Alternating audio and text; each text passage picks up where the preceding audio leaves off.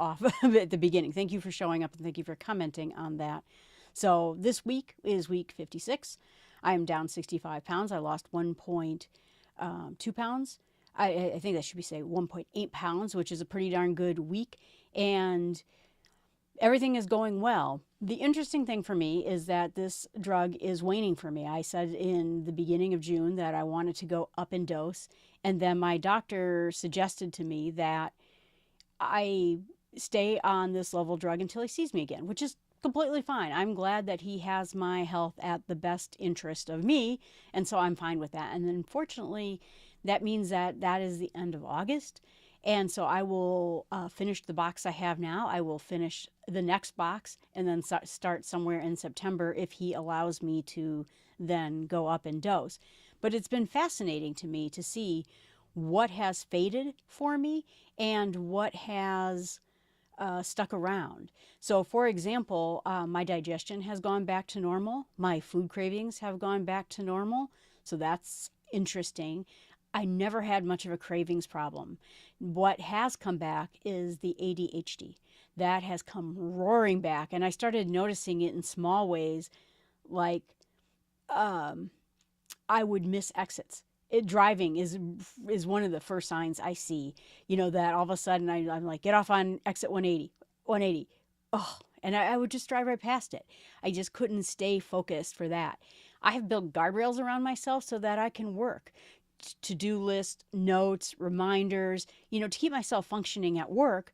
But at my home life, I'm not quite as problematic. I have lists here to do my podcast, to set up things correctly so that I do everything in a schedule. But even last week, I forgot to take my shot on Wednesday. I forgot to take my shot today on Wednesday. I mean, it is Wednesday. I have never had a problem with that. And so that has been an interesting problem. And not only that, but last Wednesday, I was messing around with this new software I got. And then suddenly I'm like, what are you doing? You have a show today. We do a Wednesday recording about this Mounjaro experience. So that was weird that I almost completely forgot to record this session. What happens next is, interesting to me as much as it is to you. But the question is that what happens when this drug stops working? Now, I'm still losing weight. My blood sugar is still good, but I have a feeling that's because I weigh 65 pounds less than I did. So I think that the weight loss has kicked me back into a healthy set. I'm not having Diet Coke cravings like I did, but I've been off of it for over a year. And I think as long as I stay away from it, I won't get caught back up into the Diet Coke thing again. That's going to be my number one rule. No pop. I am not drinking any pop at all when I get off of this drug because clearly I have a huge addiction to it. And I got caught in Diet Mountain Dew ages ago. I had surgery and was on painkillers for weeks. So then I got off of the Diet Mountain Dew and went right back on to the Diet Coke addiction. So we're just not even going to do that again. But the other thing that I mentioned is the fact that ADHD is a problem for me. And what's interesting about it is that I struggle with it, often. But like I said, it affects my personal life a little bit more than it affects my home life. My work life. And I just forget things at home because I have so many structures at work, nothing gets lost. But here at home, I'm not so disciplined about it. And so, like I said, I've noticed I've driven past exits. I've forgotten about things. I got off on my schedule when it came to recording these episodes. So that's been interesting. And I talked to someone, and I'll put her link in the notes here, who is an expert at ADHD and helping people build systems around themselves to make sure that they can do very well, keep going and keep focusing. And she's really fantastic. And I told her about this, and her curiosity was, I wonder what the mechanism is. And I don't really know because I'm not a brain scientist or a doctor, but I am a psych major, which rears its ugly head often. But there's been a couple of theories on it, and I started doing research about what it is that could be causing the ADHD to come back while GLP1 is waning. And the first suggestion someone said, well, overweight people have a higher incidence of ADHD. Well, okay, except for all this time I have weighed 65 pounds more to here, and I didn't have it. And then when the drug faded, I have it again. I weigh less than I technically have in a year. So it can't be that. Someone else suggested the gut biome is possibly to blame. There's sort of a gut-brain connection between how your gut biome is operating and how your brain is operating. But it's only been 6 weeks. Did I lose everything that I had for a whole year because of just a few weeks of this drug not working for me? So I don't think it could be that either. So then I started doing deeper dives. They have noticed when it comes to comments from people that people all over Reddit, people all over different blogs and everything else saying that this has fixed my ADHD better than any of the drugs I was assigned just for treating it. And I've never been on any ADHD drug, but it is resolving people's problems left and right. So the first suggestion is that people are talking about maybe GLP-1 has something to do with how the dopamine is monitored in your brain. And dopamine is that thing that makes you feel satisfied when you complete a task or start a task. It's what causes people to get addicted to gambling. Oh, I put a quarter in. I put a quarter in. And every time they do that, they get a hit. And so it is a cause of addiction. And if you look at my DNA profile, it said if I smoked, drank, did drugs, I would most likely do so to excess.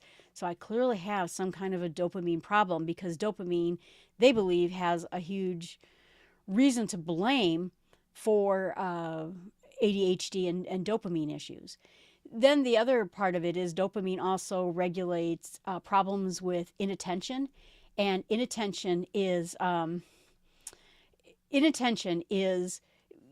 see, look at me, I'm fading already, but unable to focus on things. I have had that. That has been one of my biggest problems. Impulsivity, acting without thinking. Now, I don't do that with the dangerous things, but I do that with very common mundane things. Hyperactivity, fidgeting, moving around. Now, I'm a fidgeter, and I learned in school not to move around and get in trouble with the teacher. I was the good kid in school, so I learned not to move around much, but I fidget. And emotional reactivity, which it tends to me like spouting out, kind of getting these flash reactions. I do not have that. And so that is something that happens with dopamine and ADHD. And so they sort of feel, because dopamine is being affected now by the GLP-1, that it is causing this dopamine regulation. Now, if you look at my DNA and my genetics, and please don't because it's like private, is that I don't make dopamine. According to my DNA, I don't make dopamine, and I don't make serotonin, which is kind of weird. And it's sort of like dopamine, when you don't make it, causes addiction, and serotonin, when you don't make it, causes depression. And I thought, okay, well, there we go. That kind of makes some sense. So it can lead to all sorts of issues. I don't have depression issues, but I do have impulsive addictions, but they were never anything like alcohol, drugs, that kind of thing. It was always, I would get into like a book series. I got into the Wild West, and suddenly everything in my house was decorated in Wild West. I got into podcasting, and I went into it 100%. But for some people, it shows up in either nicotine or alcohol or sugar cravings, that kind of thing. Hi, Charles. Thank you for joining. Just to let you know, this software allows me to answer questions live. So if something spikes your interest here, just go ahead and ask a question, and I'm happy to answer those questions because I can see it right here. And same thing with you, Wither Bucket, as well. So that's one possibility, is that GLP-1 is affecting the dopamine systems in your brain and regulating them when before they were unregulated and uncontrollable. And so it kind of calms down. That fits with me in food because, like I said, I didn't have craving problems, but I had food addiction problems where I would just get obsessed with, I want to eat a steak or I want to eat popcorn, and I couldn't get it out of my head until I did. And boredom, impulsivity kinds of things. Oh, I'm just going to get a snack for no reason. I'm not hungry. I didn't want anything to eat, but I decided to do it anyway. And the other part of it is they talk about the GLP-1 as being regulatory of brain receptors. The brain itself makes GLP-1, and it will help, obviously with regulating blood sugar, slow digestion. It does all the things that we hope it to do to help with diabetes and help with brain, but specifically in the hypothalamus and the frontal cortex, reward centers, it affects that too. And they believe that it helps with emotional regulation, impulse control, and what they call the executive. The executive allows you to make decisions and make wise decisions, and it's what keeps all of us on track. And when you have ADHD, your executive is sort of quiet. It doesn't rule over us like it should. And so some people are saying, well, maybe the GLP-1 is crossing the blood-brain barrier. If you didn't know, there's a thing that tries to prevent microbes, certain poisons, certain things from going from our blood and our system up into our brain, but some things are allowed to go through that. And it may be that the GLP-1 is breaking that barrier because the brain also produces some GLP-1. They say that the food noise then may have to do, like I said, with the regulation of dopamine and getting rid of some of those impulsive reward-seeking behaviors. Right now, where it looks like, I read a bunch of research articles last night. I work in the research industry and in psychology class, and I worked with a professor who did research. And so the one skill I got in helping me in podcasting and everything else was the ability to read research papers. So that's kind of helpful right now.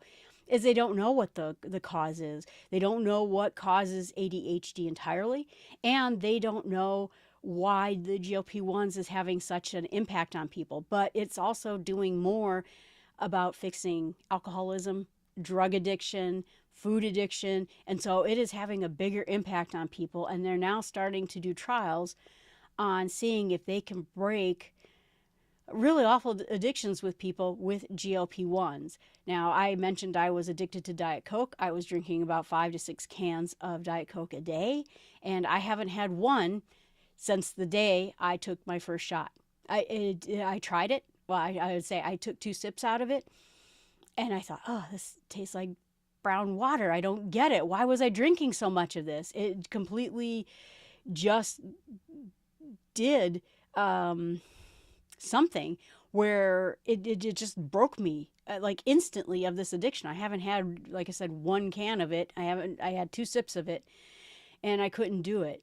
For me, I noticed that the big thing is that when this drug was working full force, all of a sudden it was like I was in a room with, I explained it. I used to go to Gen Con, if any of you are nerds out there, but big conferences with lights and noise and all sorts of things. And my brain felt like that. Like I told someone, it's like a river where thoughts are flowing all over the place. And as soon as I started taking this drug, it suddenly felt like I was just in there by myself.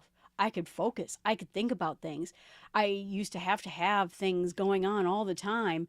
And suddenly that went away with the GLP-1 drugs. And so I've now become more productive. I've been able to focus, actually think about a thought from beginning to end, remember which exit I'm supposed to get off on the next road. And so it's really been, it sort of helps my brain pause for a minute and think. And that has been pretty incredible for me. But like I said, right now, I think the drug is not working on me much at all. And like I said, I feel that particular piece coming back. I'm trying very hard not to overeat because I think that's where my overeating came from. Today, my boss very kindly ordered a Chipotle bowl for me. And in the past, I've not been able to eat more than a third of it. And suddenly I found myself eating and I looked down and I'm like, oh, you almost ate over half of this and you could easily finish this. So I already can tell my ability to eat too much has gone up. I've been having that urge to snack when I didn't have it before. And now like I said, I am trying very hard not to because I just got done losing 65 pounds. And the last thing I want to do is gain this back. And I told my friend that I said, we went out somewhere and I ate like half of everything. And she goes, well, I thought the drug's not working on you anymore. And I said, it's not, but I'm developing a food problem because I don't want to eat anything too much because I don't want to gain any weight back with this. And she says, are you working your way into an eating disorder? And I said, well, I sure hope not. And I don't think I'm disciplined enough nor focused enough to have a eating disorder. So I don't think that that's what's going to happen, but I do want to keep my eye on it by all. And so I started looking then, exactly then what it is I can do in order to kind of keep away from the ADHD problems I had before. And here's just a few tips that I worked on. I've been working on this my whole life. If you listen to the other videos on Start with Small Steps, I had ADHD, I noticed when I was a kid. I noticed I was not like other kids. I couldn't focus. I would stare out a window and I'd be gone. And all of a sudden I'd wake up and it would be like 50 minutes later.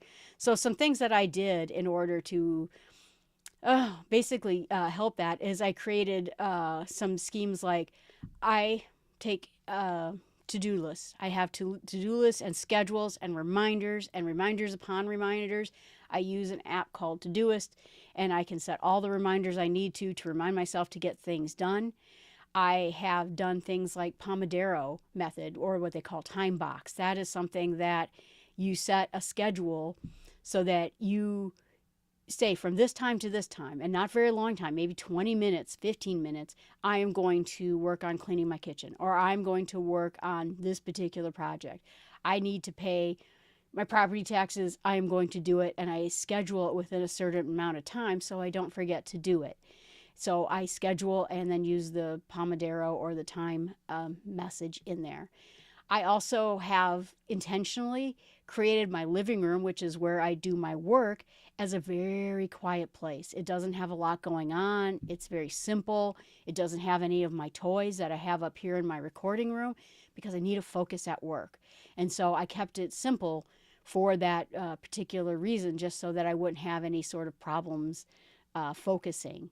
Some other things that I have done in order to get past time ADHD thing is I make sure I don't get overwhelmed. I noticed, I don't know, usually I'm pretty good about things. And then my friend said to me, and I'm like, whoa, whoa, whoa. Okay, I can only handle so much at this moment. You are overwhelming me at this moment. And so making sure that things are slowed down a little bit so that I can write them down, I can get them down, remember to do them, schedule them so I have that ability to get them down. I also have, here, I'm going to take a look at my notes over here because I wrote some notes in here, is that I also have done what is called brain offloading. And so that essentially what it is that if I'm working on recording this podcast, I have everything else off. I'm not thinking about anything else. I have a notepad right here. I can instantaneously write things down. So it is off my brain and not spinning around in there. And I also make sure that when I start my day, I try to get a win. It is hard for me at times when, let's say you have something that's very sloggy to do and it's going to be hours and hours of trying to figure something out. I don't do that as my first task. I try to get a quick win in the morning. And so for whatever reason, that sort of focuses my brain much better than slogging through something at the very front of the day. And part of what I have been doing is, with my Mounjaro piece, is exercising and trying to get fit. If I can get fit, if I can exercise, I burn off some of that energy and some of that brain fog goes away after I do get done exercising.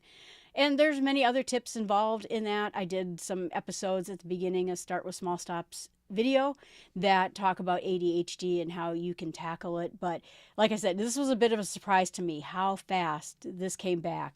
The food noise, the weight gain, I mean, lots of things did not come back, but this, boy, it roared back. So that's what I have to talk about today. Do we have any questions in the group at all? If does anyone have, or are you having either GLP1 cure your ADHD, or the lack of it has let it go roaring around in your head?